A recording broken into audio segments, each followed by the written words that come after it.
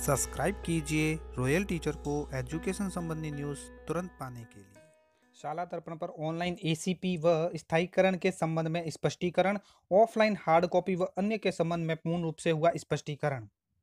जी हाँ साथियों, जैसा कि आप सभी जानते हैं जब से शिक्षा विभाग ऑनलाइन हुआ है, यानी जब से शिक्षा विभाग के सारे काम कब ऑनलाइन होने शुरू हो गए हैं, शाला दर्पण एक पोर्टल बनाया गया है, तब से हम सभी कार्य ऑनलाइन करते आ रहे हैं। यहाँ तक कि एसीपी का और स्थायीकरण का आवेदन भी हमसे ऑनलाइन ही लिया जाता है। लेकिन कई बार शिक्षक साथियों से असमझ की स्थिति में, यानी पूर्ण रूप से ज्ञान नहीं होने की स्थिति में हार्ड कॉपी भी ले ली जाती है या मंगवा ली जाती है। ऐसा कई प्रकरणों में सामने आया है। बार-बार निदेशालय से स्पष्टीकरण माँगा जाता है, तो उस बारे में शिक्षा निदेशालय ने एक स्पष्टीकरण जारी किया है एसीपी व स्थायीकरण के संबंध में कि आपको कौन-कौन सी हार्ड कॉपी लेनी है, कौन-कौन सी नहीं लेनी है। एसीपी और स्थायीकरण के संबंध में जो स्पष्टीकरण जारी हुआ है, बहुत ही ज़्यादा इम्पोर्टेंट है। दोस्तों, मैं यहाँ पे आपको एक बात बता देता हूँ कि एसीपी और स्थायीकरण को शाला दर्पण पर ऑनलाइन कैसे करते हैं, उसके लिए मैंने पर्टिकुलर अलग से एक वीडियो बना रखा है। इस वीडियो के लास्ट में आपको उसकी एक स्क्रीन मिलेगी, जिसके ऊपर क्लिक करके आप एसीपी और स्थायीकरण के संबंध में पूर्ण रूप से जानकारी कर पाएंगे कि किस प्रकार आपको शाला दर्पण पर ऑनलाइन करना है। यहाँ मैं आपको ये बताने जा रहा हूँ कि आपको नियमों के अभाव में, जानकारी के अभाव में जो हार्ड कॉपी ले ली जाती है कई बार, वो देनी है या नहीं देनी है, और देनी है तो कौन कौन सी देनी है। वीडियो इंपॉर्टेंट है, अंत तक जरूर देखें। तो साथियों, ये है वो कार्यालय निदेशक माध्यमिक शिक्षा राजस्थान बीकानेर का एक आदेश जो शाला दर्पण पोर्टल पर ऑनलाइन एसीपी व स्थायीकरण के संबंध में है।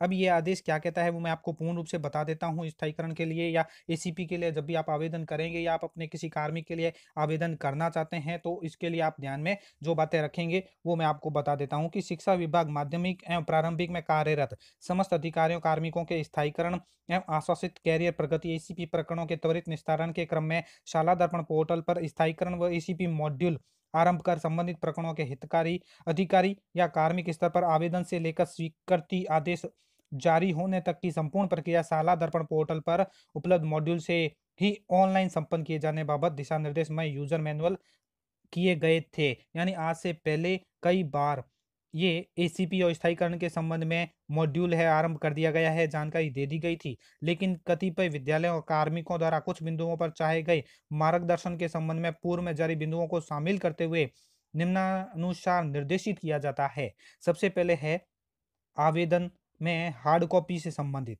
जो संलग्न हार्ड कॉपी होती है, उसके संबंध में कि अधीनस्थ विद्यालयों द्वारा शाला दर्पण के माध्यम से ऑनलाइन ईसीपी एवं स्थायीकरण आवेदन तथा उनके साथ संलग्न दस्तावेजों की हार्ड कॉपी मांगी जा रही है। जो अधीनस्थ विद्यालय है या जिनके कार्मिक है, उनके द्वारा जो स्थायीकरण के लिए या ईसीपी के लिए आवेदन किया जाता है, तो उनसे हार्ड कॉपी मांगी जा रही है। उत्तर में स्पष्ट किया जाता है कि शाला दर्पण से ऑनलाइन आवेदन एवं संलग्न दस्तावेजों की हार्ड कॉपी किसी भी कार्यालय स्तर पर नहीं ली जानी है। तो दोस्तों, अगर आप भी आवेदन कर रहे हैं तो इस बात का ख्याल रखें कि आपको हार्ड कॉपी किसी भी क्रम में नहीं देनी है, या स्पष्ट रूप से आदेश आ गया है, कोई भी हार्ड कॉपी आपको नहीं लगानी है। यथा आवश्यक कार्यालय द्वारा प्रिंट निकाल कर प्रकरण निस्तारण संबंधी कार्रवाई संपादित की जानी है, वो कार्यालय स्तर पर है।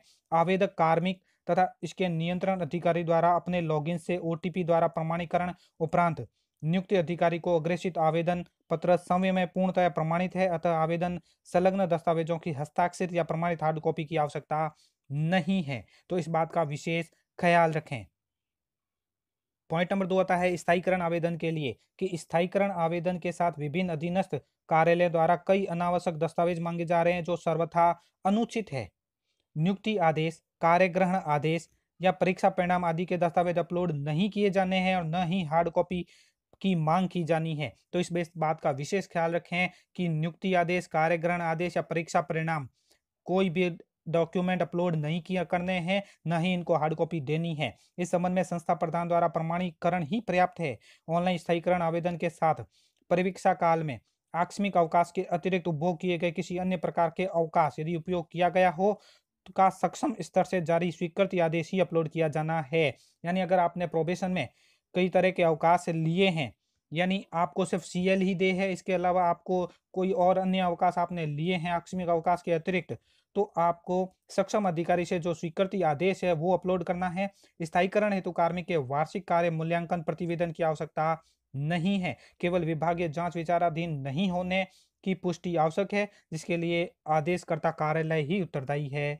इसी प्रकार दोस्तों पॉइंट नंबर 3 है जो एसीपी आवेदन से संबंधित है कि एसीपी आवेदन के साथ नियुक्ति, स्थायीकरण, पदोन्नति, पूर्व में चयनित वरिष्ठ वेतनमान, पुनरीक्षित वेतनमान, संतान संबंधी घोषणा आदि के समस्त दस्तावेज कार्मिक द्वारा अपलोड किए जाने अनिवार्य है। लेकिन किसी भी कार्यालय द्वारा ऑफलाइन हार्ड कॉपी नहीं ली जानी है। कार्मिक की सेवा पुस्तिका विशेष परिस्थिति में ही कार्यालय स्तर पर मंगवाई जाए। तो स्थायीकरण के लिए आपको बता दिया और एसीपी के लिए भी आपको बता दिया, ये सब आवेदन में आपको लगाने आवश्यक है जो एसीपी के लिए है, लेकिन हार्ड कॉपी इनमें भी नहीं देनी है। आदेशकर्ता कार्यालय द्वारा करणीय कार्रवाई, एसीपी एवं स्थायीकरण आदेशकर्ता कार्यालय अपने लॉगिन से प्राप्त समस्त आवेदनों का नियमानुसार प्रक्रिया पूर्ण कर यथाशीघ्र निस्तारण किया जाकर आदेश जारी करना सुनिश्चित करें। साथ ही आदेश जारी होते ही पोर्टल पर संबंधित कार्मिक के आवेदन में आदेश की प्रति अपलोड करते हुए आवेदन को अप्रूव करें।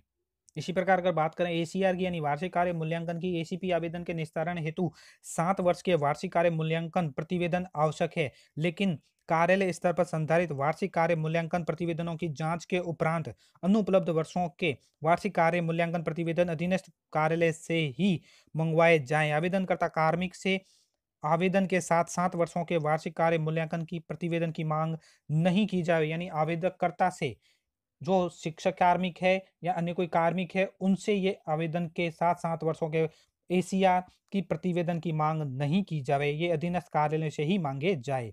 इसी प्रकार जिला शिक्षा अधिकारी मुख्यालय माध्यमिक या प्रारंभिक स्तर पर निष्ठायित होने वाले एसीपी और स्थायीकरण प्रकरण वेतन आहरण अधिकारी कार्यालय स्तर से सीधे जिला स्तर पर अग्रेषित होंगे। संभागीय संयुक्त निदेशक निदेशालय स्तर के प्रकरण मुख्य ब्लॉक शिक्षा अधिकारी कार्यालय के माध्यम से अग्रेषित होंगे।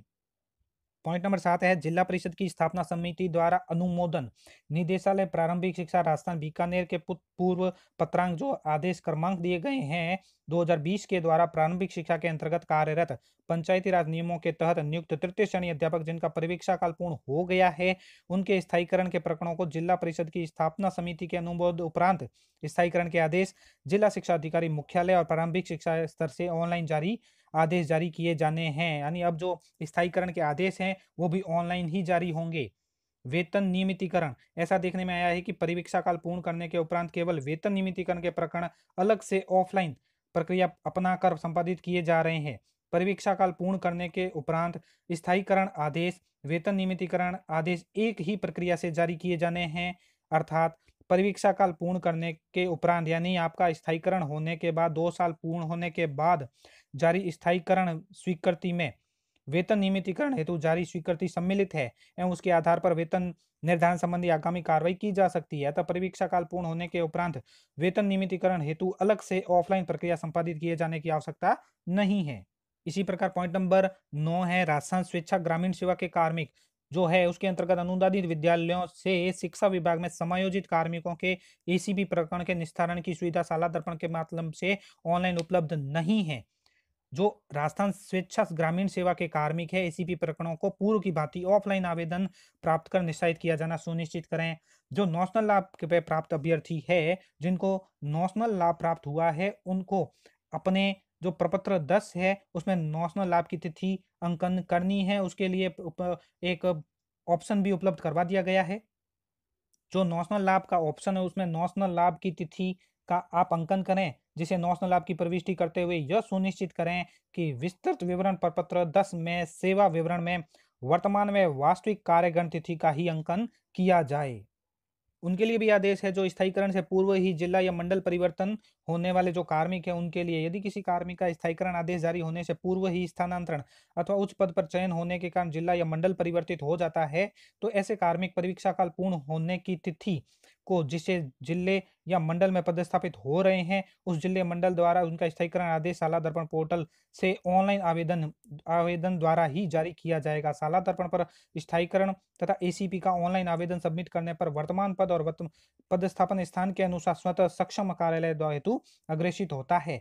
अतः ऐसे प्रकरण जिनमें निस्तारण हेतु अन्य कार्यालय को भिजवाया जाना है जिनके संबंध में वर्तमान पद पर अनुसार सक्षम कार्यालय स्तर पर पेंडिंग प्रदर्शित होने पर शाला दर्पण अनुभाग बीकानेर की जो मेल आईडी है उस पर आवेदन क्रमांक, नाम, पद, वर्तमान में पेंडिंग कार्यालय का नाम, जहां से प्रकरण निष्ठायित होना है उस कार्यालय का नाम विवरण भेजकर निर्धारित कार्यालय को भिजवाया जाना सुनिश्चित करें। इसी तरह जो वर्तमान पद से पूर्व पद का स्थायीकरण एसीपी आवेदन यदि किसी कार्मिक का स्थायीकरण या एसीपी प्रकरण वर्तमान कार्यरत पद से पूर्व पद का बकाया है कोई, तो साला दर्पण पर स्थायीकरण एसीपी का ऑनलाइन आवेदन सबमिट करने पर वर्तमान पद तथा पदस्थापन स्थान के अनुसार स्वतः सक्षम कार्यालय हेतु अग्रेषित होगा। अतः ऐसे प्रकरण जिनमें निस्तारण हेतु पूर्व पद के अनुसार कार्यालय को भिजवाया जाना है, उनके संबंध में वर्तमान पद के अनुसार सक्षम कार्यालय स्तर पर पेंडिंग प्रदर्शित होने पर शाला दर्पण अनुभाग बीकानेर की जो मेल आईडी है उन पर विवरण लिखकर आपको भेजना सुनिश्चित करना है। ये एक आवेदन क्रमांक, पद नाम, पेंडिंग का कार्यालय जो भी है जो वो आपको भेजना है। इसी प्रकार रीसफल द्वारा जिला मंडल परिवर्तन हो चुका है, उसके संबंध में आदेश क्रमांक दिए गए हैं। रीसफल के स्पष्ट किया जा चुका है कि रीसफल से प्रभावित कार्मिकों का स्थायीकरण नवीन आवंटित जिला या मंडल द्वारा किया जाएगा। ऐसा नहीं है कि पूर्व में जिसमें लगे हुए थे वो उसमें ही स्थायीकरण होगा। आपको रीसफल मिला है यानी आपका परिणाम रीसफल हुआ है, आपका जिला मंडल परिवर्तित हो गया है, तो अब आप जहां लगे हुए हैं वहीं आपका स्थायीकरण नवीन जिला या मंडल द्वारा किया जाएगा। इसी प्रकार सेवानिवृत्त कार्मिकों के जो स्थायीकरण एसीपी का प्रकरण है ऑफलाइन ही निस्तारित होंगे और कार्यालय में कार्यरत अधिकारी कार्मिकों के प्रकरण भी साला दर्पण के माध्यम से ऑनलाइन आवेदन प्राप्त कर निस्तारित होंगे। साला दर्पण से जो नहीं जुड़े हुए कार्यालय विद्यालय में कार्यरत कार्मिक है उनके स्थायीकरण ऑफलाइन ही निस्तारित होंगे, चाहे एसीपी हो या स्थायीकरण। इसी प्रकार महात्मा गांधी अंग्रेजी माध्यम विद्यालय में कार्य जो कार्मिक है उनके लिए रूपांतरित विद्यालय में मापदंडानुसार शासन द्वारा पदों की स्वीकृति वित्त विभाग से प्राप्त नहीं होने के कारण ऑफलाइन कार्यरत कार्मिकों के एसीपी स्थायीकरण आवेदन ऑफलाइन प्राप्त कर निस्तारण करें जब तक कि ऑनलाइन नहीं हो। तो साथियों ये थी एसीपी और स्थायीकरण के संबंध में महत्वपूर्ण दिशा निर्देश जो मैंने आपको बताए। उम्मीद है दोस्तों वीडियो आपको अच्छी लगी हो। वीडियो अच्छी लगे तो जरूर लाइक, शेयर और सब्सक्राइब कीजिए। पास में आने वाले घंटी के बटन को जरूर दबाएं एजुकेशन संबंधी न्यूज़ तुरंत पाने के लिए।